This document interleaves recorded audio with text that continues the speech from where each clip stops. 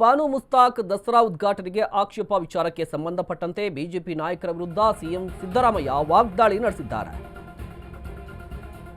BJP ನಾಯಕರು ವಿರೋಧವನ್ನು ವ್ಯಕ್ತಪಡಿಸ್ತಾ ಇದ್ದಾರೆ. ಮತ್ತೊಂದು ಕಡೆ ಸಿಎಂ ಸಿದ್ದರಾಮಯ್ಯನವರು ವಾಗ್ದಾಳಿ ನಡೆಸಿದ್ದಾರೆ. ಬಾನು ಮುಸ್ತಾಕ್ ದಸರಾ ಉದ್ಘಾಟಿಸಬಾರದು ಅಂತಾರೆ. ಸ್ವಾತಂತ್ರ್ಯ ಬಂದು ಇಷ್ಟು ವರ್ಷ ಆದರೂ ಈ ರೀತಿ ವರ್ತಿಸ್ತಾ ಇದ್ದಾರೆ, ಇದು ಎಷ್ಟು ಸರಿ?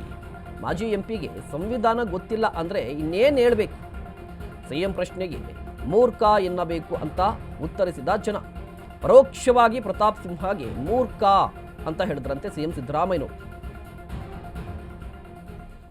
ಬಾನು ಮುಸ್ತಾಕ್ ಅವರ ಆಯ್ಕೆ ಈ ಬಾರಿಯ ದಸರಾ ಉದ್ಘಾಟನೆ ಸಾಕಷ್ಟು ಕಾರಣಕ್ಕೆ ಸದ್ದು ಮಾಡ್ತಾ ಇದೆ.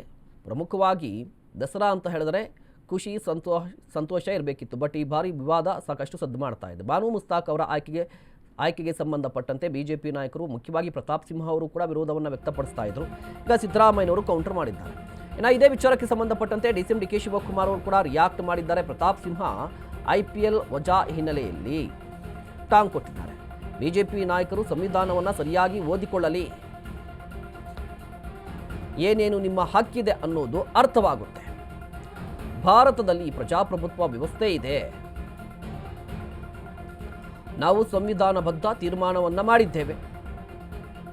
ಪಾಪ ಪ್ರತಾಪ್ ಸಿಂಹನಿಗೆ ಬಿಜೆಪಿಯವರು ಟಿಕೆಟ್ ಕೊಡಲಿಲ್ಲ, ರಾಜಕೀಯದಲ್ಲಿ ಬದುಕಿದ್ದೇನೆ ಅಂತ ಪ್ರಯತ್ನ ಮಾಡ್ತಾ ಇದ್ದಾನೆ.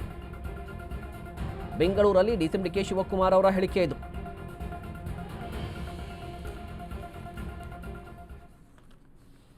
ಪ್ರತಾಪ್ ಸಿಂಹ ಅವರ ಹೇಳಿಕೆಗೆ ಸಾಕಷ್ಟು ವಿರೋಧ ವ್ಯಕ್ತವಾಗ್ತಾ ಇದೆ. ಪ್ರತಾಪ್ ಸಿಂಹ ಅವರು ಕೂಡ ಬಾನು ಮುಸ್ತಾಕ್ ಅವರ ಆಯ್ಕೆಯ ಬಗ್ಗೆ ಕೋರ್ಟ್ ಮೊರೆ ಹೋಗಿದ್ರು. ಮತ್ತೊಂದು ಕಡೆ ಸಿಎಂ ಸಿದ್ದರಾಮಯ್ಯನವರು ಕೂಡ ವಾಗ್ದಾಳಿ ನಡೆಸಿದ್ದಾರೆ ಬಿಜೆಪಿ ನಾಯಕರ ವಿರುದ್ಧ. ಅದೇ ರೀತಿಯಾಗಿ ಡಿಸಿಎಂ ಡಿ ಕೆ ಶಿವಕುಮಾರ್ ಅವರು ಕೂಡ ವಾಗ್ದಾಳಿ ನಡೆಸಿದ್ದಾರೆ.